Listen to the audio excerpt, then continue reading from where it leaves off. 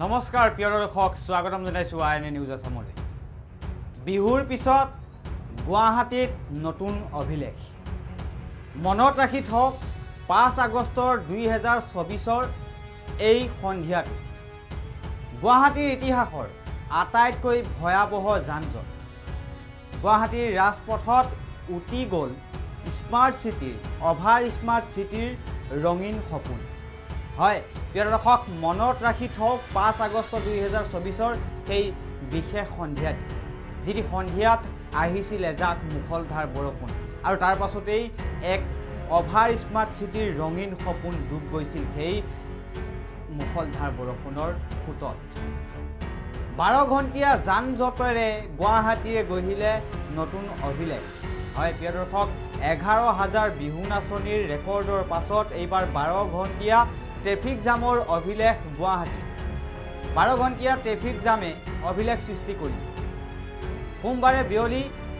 3 বজাত অহা বৰষুণৰ পিছতে পুৱতি নিশালৈ বৰষুণ আৰু 3 বজা পৰ্যন্ত যানজঁট সৃষ্টি হৈছে পুৱতি নিশা 3 বজা পৰ্যন্তলৈ যানজঁট সৃষ্টি হৈছে গুৱাহাটী মহানগৰ কেইখনমান ভয়াবহ ছবি এই মুহূৰ্তত আপোনালোকক দেখুৱাৰ যত্ন কৰিছোঁ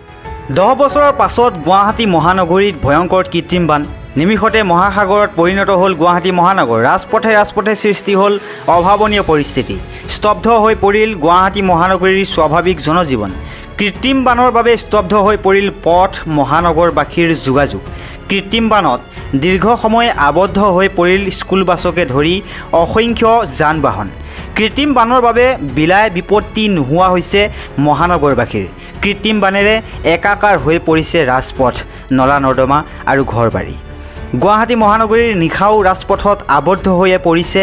এম্বুলেন্স সোমবাৰে বিয়লি 3 বজাৰ পৰা অহা নেৰানেপেৰা বৰষুণৰ ফলত নিমিষতে মহাসাগৰত পৰিণত হ'ল গুৱাহাটী মহানগৰ সোমবাৰে 3 বজাৰ পৰা হোৱা নেৰানেপেৰা বৰষুণৰ ফলত মহানগৰীত হাহাকাৰ অৱস্থাৰ সৃষ্টি হৈছে ঘণ্টাৰ পিছত ঘণ্টা পৰ্যন্ত ৰাজপথতে আবদ্ধ হৈ থাকিব লগা পৰিস্থিতিৰ সৃষ্টি হৈছে হাজাৰ হাজাৰ যান বাহনৰ লগতে ৰোগ ইফালে এজাক বৰষুণতে উদঙালে